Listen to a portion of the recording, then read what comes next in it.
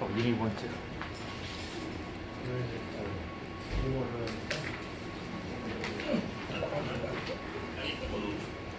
Stiff. Oh, you came in late too. Oh, you late guys? Man. Guess what? You got fired. Dressed up just for you, Mr. All right. Brian. But you just got fired. Yes, exactly. Got your collared shirt on, you're all set. I tried at home, but I failed. All right, so here's the way this program kind of works. So we have multiple sets of offsets. Okay, so what this program really is, it's the exact checker program that made your checkers for operation 1. That makes one checker.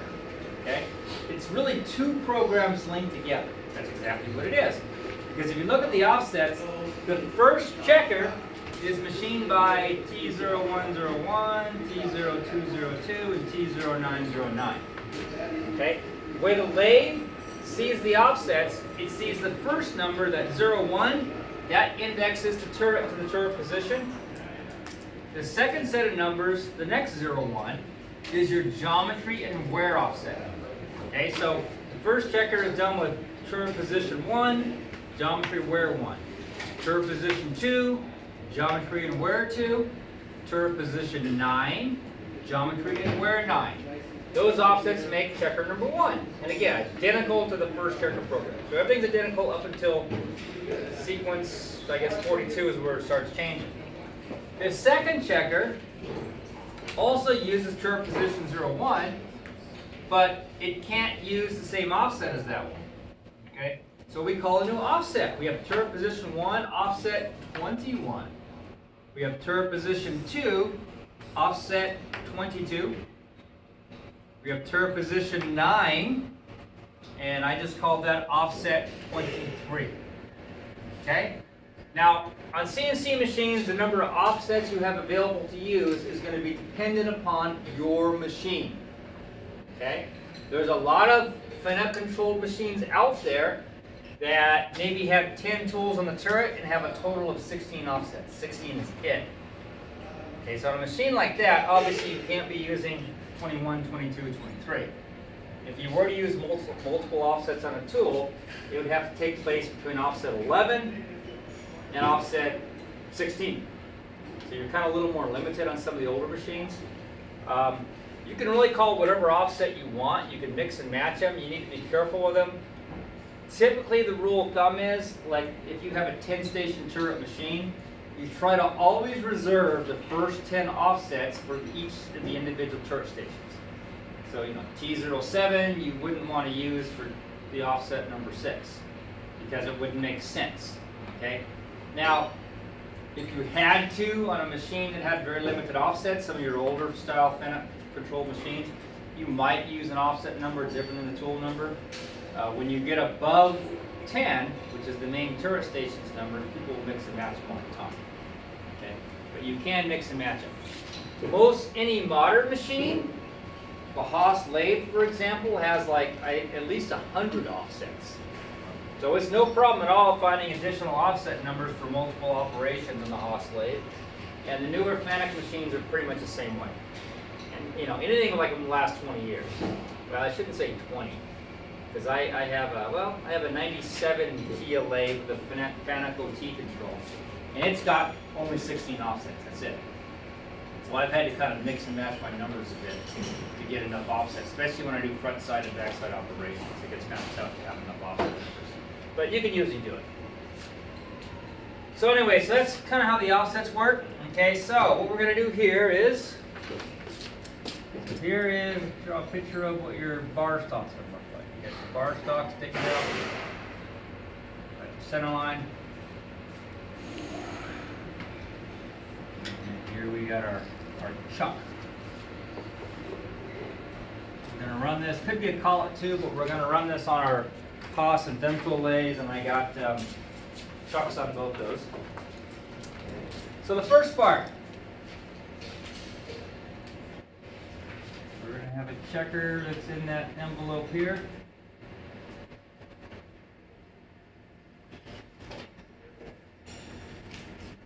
Okay, so I got my first part in the bar. The program 0 for this first part is going to be the finished face of the part. Let me get a different pin.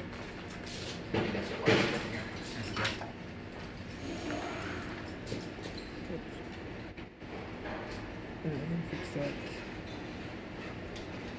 So this first checker, this is going to be, and this is kind of the setup sheet I want you guys to do.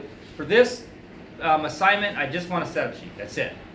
And basically, I'm making the setup sheet for you. So you got the chalk, you got your bar stock, and then you're going to make a little chart. T0101, T0202, T0909. On this chart, you're going to have an X, you're going to have a Z.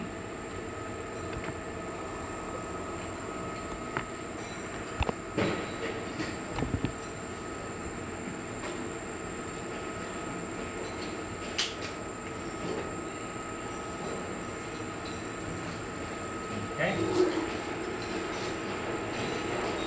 And these are going to be offsets that you find from making the first checker. Okay? The second checker,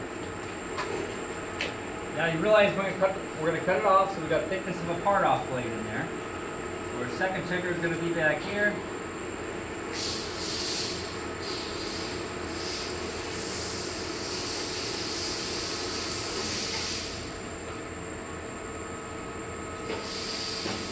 Okay. And the program 0 position for the second checker is actually going to be right in here. So in this position we're going to have, let's see, T01, T02, T09, 3.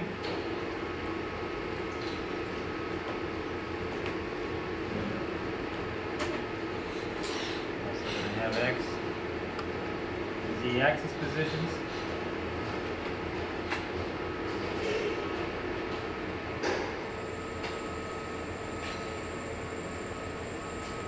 And what you're going to do is you're going to fill in the blanks and tell me where these numbers are. Okay? So when we go and find geometry offset numbers, and it's going to vary a little bit differently if it's done on a Haas lathe or if it's done on a Femco lathe. Okay. Now both machines, the Z coordinates are taken from machine 0 to part 0. Okay, that's the same. That's what it is for both lathes. But the X position is a little bit different in each machine. On the Haas lathe, it's kind of a little more straightforward. It is the physical measurement from machine 0 to part 0. On the Femco lathe, it's measured how far the tool is from the center of a boring bar socket. So you're not going to get a bigger number, which actually is very common on a lot of these lathes. The nice thing about setting your, and what I mean by that, if you look at the turret, I'm going to make a 10-station turret off the top of my head. I'm going to make an octagon turret, forget the 10-station turret. But when you have the bolt-on block, your boron bar socket will be right there. On a lot of your machines, the center of the boron bar socket is X0. Now that number had to be measured at some point and put into the parameters of the machine. The reason why this is done is when you put a drill in the turret, well, the nice thing about it is if you put a drill in a boron bar socket, all you got to do is go to the control and say X0. That's it. That's why that's a preferred method. And then you just have to set the Z. Okay? So some machines will do that, some won't. You know, I could actually make each machine set up the same. Sometimes I think for instructional purposes, maybe that'd be good to do. But at the same time, I want you guys to see different ways machines are going to be set up out there. That way, if we do it all one way here, I don't want you to go to the shop and be like, well, what do you? I don't even know where these numbers are coming from. Okay? Everything comes from machine 0 to part 0. That's the core number. But sometimes they go to an intermediate point in between. And that intermediate point might be the center of a boron bar socket. It possibly could be to a probe position if they're using an automatic touch probe. Okay, it kind of varies depending upon the machine. But still, it's still the core measurement. It has to be from machine 0 to part 0. Okay? So we'll demo the Haas lathe first because that will make it a little more simplistic. So let's say in the Haas lathe you go and set up the job, okay, and you set up the tools. And I'm going to demonstrate this to you guys step by step out there. So you're going to find like a number for the X value in the Haas lathe of like minus 10.5 5670. I'm just making up numbers, and it won't be the numbers, but it's going to be something like that. You set your x-axis. You set your x for the next tool. Let's say this is negative 10 point, let's see here, 899. And the cutoff tool would be maybe negative 9.777. Okay? When you go to set your z values for these tools, you're going to go up, you're going to touch off, and let's say the distance from machine 0 to where it touches the mark was, I'll just say it's negative 9.8720 minus 9.900 minus 10.10. Okay? So you're going to fully set the tools to make the first checker. Okay? Now, when you set tools, the X center line of the spindle is always the X0 position. Okay? So when you set your first tools to make the first checker, these numbers for the distance from the machine 0 to the center line for each tool, isn't that going to be identical to these? Because your tool, here's your turning tool at machine 0. Distance from here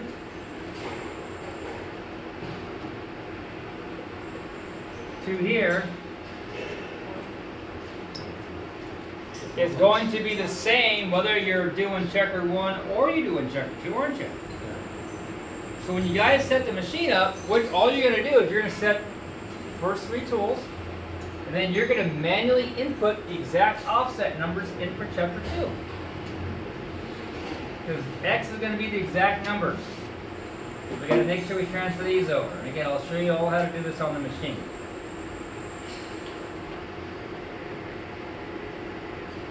Okay? So there we go. We got checker 2 set up. Now, let's think about the Z value a little bit. If I got a perfect setup for this first part, which we're going to take about a 30,000 spacing cut so we can get any saw cut off of there and make sure it gives you a clean face. For the Z values, I've already found them for the first checker, all for cutting this part. Is this a possible known distance? Sí. Not this. Sí. Sí, senor. Sí. Yes, that is a known distance. Okay, what is that distance? It's actually a little bit different because the cutoff tool is a little bit wider on one of the machines. But what you got to think about is how big you want to make this checker. Now again, we're still doing operation 1. We're making 2 per bar now. Okay, so the finished dimension was 450. Let's say we wanted to make our checker, which is about what we're making on 460. Okay. And then let's say we got to think about our cutoff tool. Okay? So I got 460 for my checker. I have a part off blade. It's going to come in here and part this guy off, right? On the Haas lathe, the part off blade is 125 thick. Okay? But when I part it off, I want to make sure I leave a little bit of stock to face the next part. That way it cleans it up. I don't get the finish of the cutoff tool left on my second checker. I want a nice finish. So maybe I add like 15 thousandths is a really nice number to put in here. 10 or 15 thousandths. Add these up and guess what? We get the shift. So let's see, 0, 7, 9, oh look at that, 0, 4, 5, 6.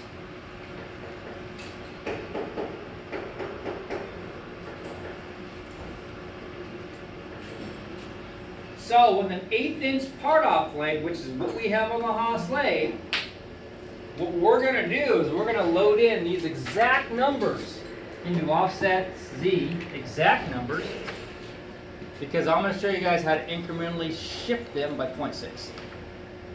Okay, and we're going to do the same exact thing on the chemical lathe. Okay, so you'll see how to shift things. Okay, Now the Femco lathe has a little bit different part-off tool on it. On the Femco lathe, the part-off tool is about 160.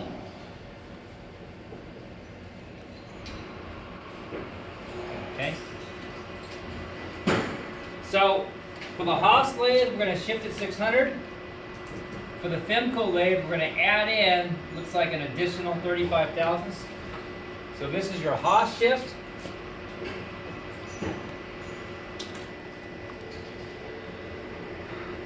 If we do the Femco, we're going to use 635.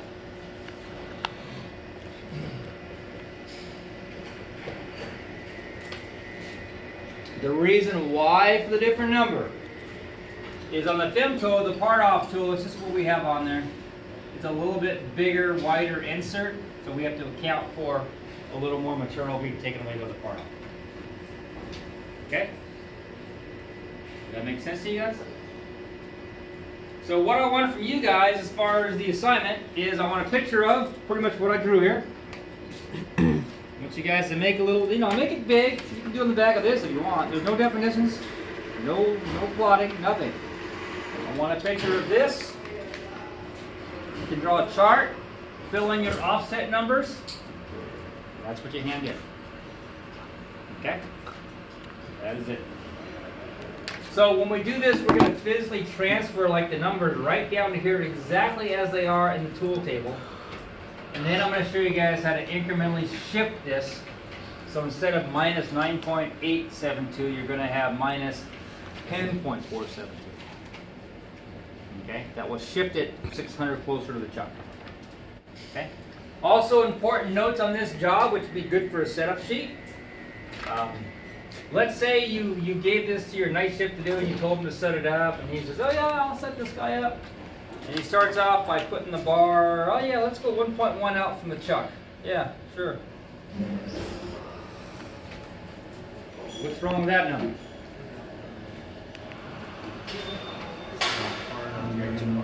You're going to crash when you bar off the second part. Okay, so another important number to put on this is, if you're trying to make notes for a setup guy, you want to say 2 inches minimum from chuck.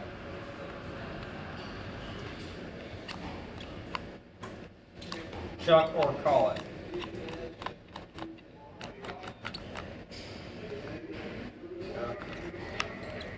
Or call it. Okay? So we're going to just set them up 2 inches like we've always done. We'll try to keep that fairly consistent. Just makes things a little more simpler out there. We'll make sure we set up 2 inches away. This should leave plenty of room to make 2 checkers. Could you make 3 checkers per bar? Actually, you could. Okay? You could make 3 checkers per bar if you really wanted to. Now, what advantages we have of getting the multiple offsets? There is ways to program this actually with one set of offsets. You could use incremental programming techniques, but one of the nice things about calling multiple offset numbers is if for some reason this part is a little bit undersized and this part is good, you can now independently make an offset to the second part. That's why when you do multiple part features, it's good to have multiple offset numbers. Okay? Another place that we commonly use multiple offsets, and I meant to bring an example part in, but I didn't, is when you're doing a part and you have a front side operation and a back side operation. Like this part here maybe. Maybe we're making these guys and we want to do them in one single program. Okay? This part, it could be done in one single program. You could possibly maybe turn this feature, all this detail first on this side, part it off, okay? Or not part it off, or just have it blanked out. You probably have it blanked out. After the first operation is complete, you open the chuck. You have a step board that will maybe hang on to this diameter or possibly this diameter. You put it in the chuck against that step and chuck it. Well, the Z face just changed. So you're going to need a separate offset number, okay? Unless you want to try to calculate the multiple steps, which is kind of a pain. So a lot of times when you do a front side operation and then you flip apart into the back side, you also want to use additional offset numbers, okay? Because you can reset it up. one thing that when you do use additional offset numbers for the same exact tool, one thing that is always going to be true is the X values will always be the same. Because it's still going to be the same distance from the center line of the spindle, which is there, to the contact point of your tool. All that's going to change is the Z value. Okay? And you could even use the same Z values, figure out what the difference is, and just put that shift in. Okay, so does that make sense to you guys? And hopefully, if it's a little foggy now, I'm going to do a full demonstration on the machines. Okay, step by step. Going to use a micrometer. We're going to turn the diameter. So a lot of real detailed steps. So we would be good to get this basic setup and procedure on video because you guys can see it. We'll do it on the Haas lathe first. It will be very reflective of these numbers that I have on there. Then we'll do the Femco lathe. I'll show you guys how to incrementally shift things. Okay. All right, so let me get the roll.